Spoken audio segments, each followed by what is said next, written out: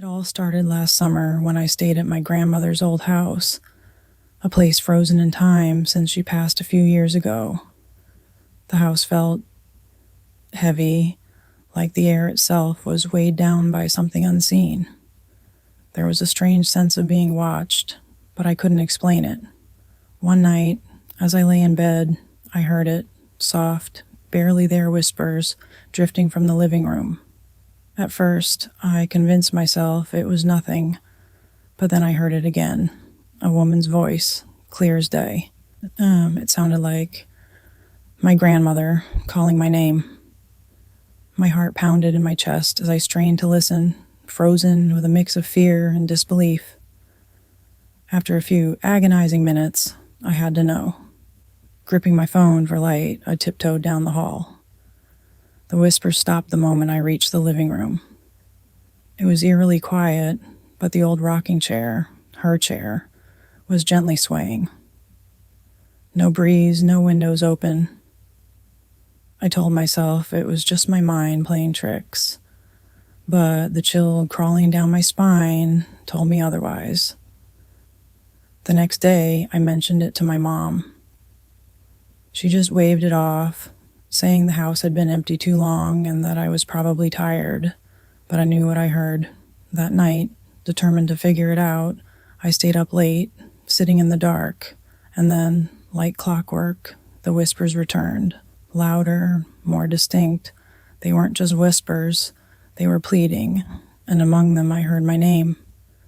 Fear gripped me, but I felt pulled towards the voice. Summoning every ounce of courage, I whispered, "Grandma, is that you?" The room went silent, but I felt something. An icy gust of air brushed past me, and my skin erupted in goosebumps. Suddenly, I heard it again, louder this time, "Help me." The desperation in her voice was unmistakable, and I was frozen in place, too terrified to move. The next day, I did some digging. Turns out my grandmother had been deeply involved with the community, but some of her friends had passed away under mysterious circumstances.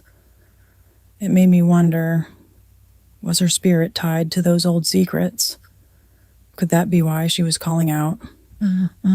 That night, I returned to the living room, feeling the weight of something unfinished.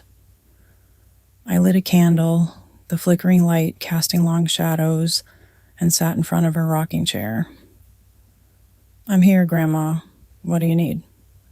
The air shifted, warmer this time, and I swear for a moment I saw her, an ethereal figure, bathed in a soft golden glow near the window. The whispers came again, but this time they were gentle, almost soothing. "Thank you," they murmured, and just like that, the room felt lighter, like a burden had been lifted. From that night on, the whispers stopped. The house felt calm, almost peaceful. I spent the rest of the summer in quiet reflection, feeling like I had helped her move on, but also that she'd left a part of herself with me.